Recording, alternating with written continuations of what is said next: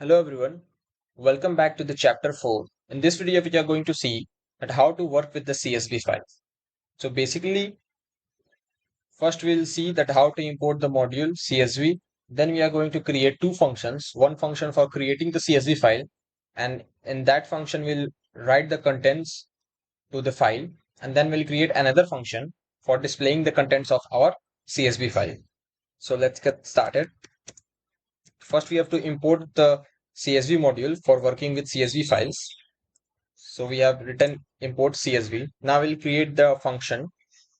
So I'm creating a function, create CSV.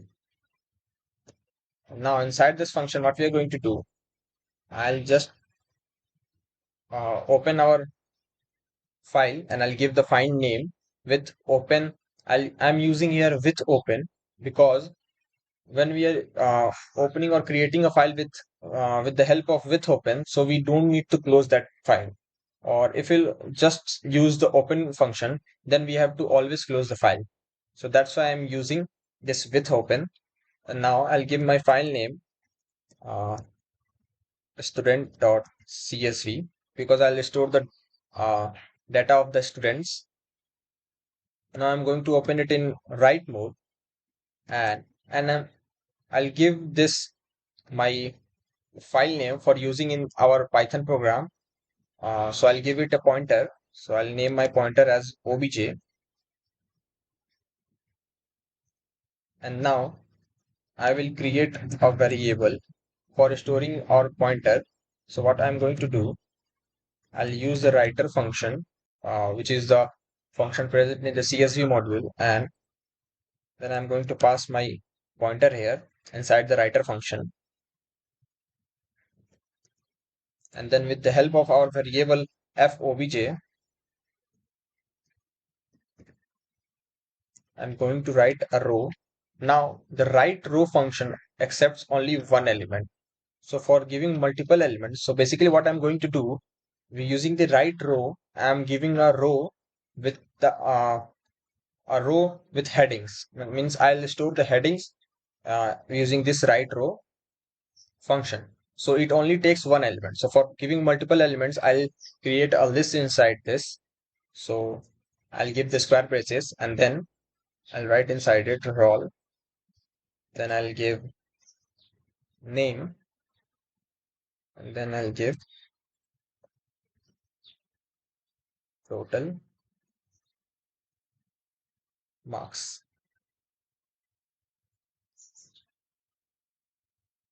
Now I'm going to take input from the user.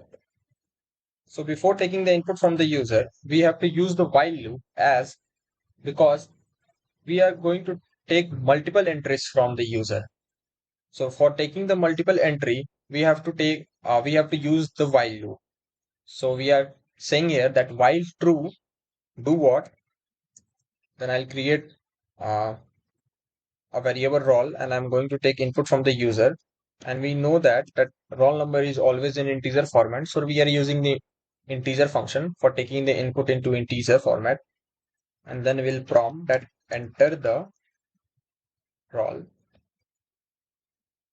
Then the same thing we'll do with the name, but this time we'll not use the integer function because name is in is because name is always taken in string format. That's fine. So I'll say enter the name. Now again I'll take total marks also. So marks are also always present in integer format. So we'll have to use the integer function for taking the input in integer format, and then we'll prompt that enter the total of 10 marks by the student. So now this is the important part. I'm going to create a variable record and I'll do what? I'll just store this all these three inside this record variable.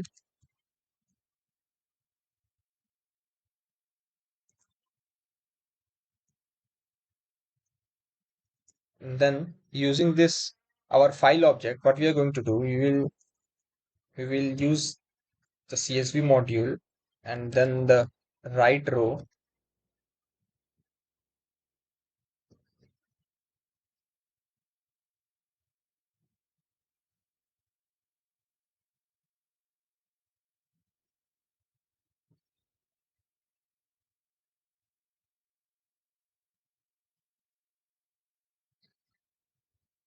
So I think something is wrong here.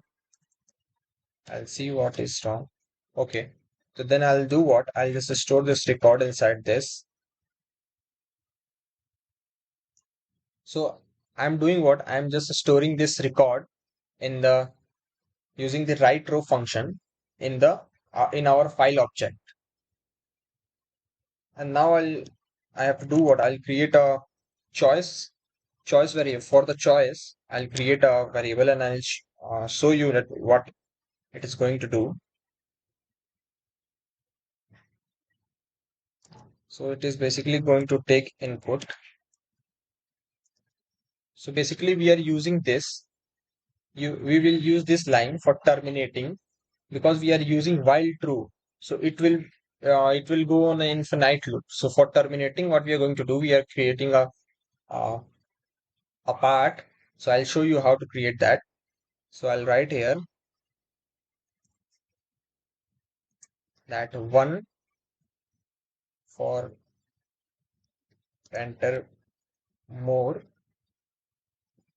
Then I'll change the line and then I'll say that two for exit. And then I'll say that enter your choice. And then I'll give a condition that if ch is equal to 2, then do what? Then just break. So I hope this will work now. So I'll execute the code. So we have created a function. So we always know that function will work only when we'll call our function. So for calling the function, we have to write the function name followed by the parenthesis. And now I think it will work. So when we'll execute the code, yes, it is working. And now it is asking for enter the role. So I'll give the role. And it's asking for the name. So I'll give the name Python. That is asking for the total marks obtained. So suppose I'm giving 94 and then when I'll press enter, now it is asking for one for enter more and two for exit. So we want to enter one more enter, so we'll press one. So it is again asking for the role, then I'll give the role. Now it is asking for the names, I'll give coding.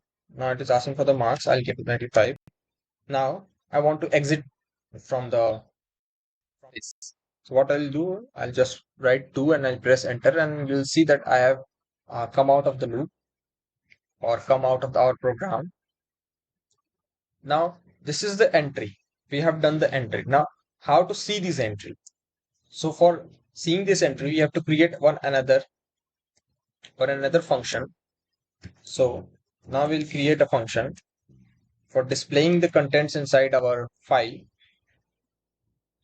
So I'll give the name of my function display, and again we have to do the same, that we'll open our file and our file name is student.csv.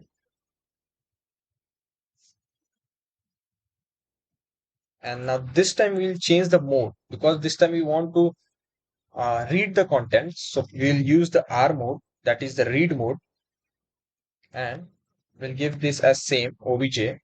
Now what we'll do, we will just simply give it fobj and then we'll give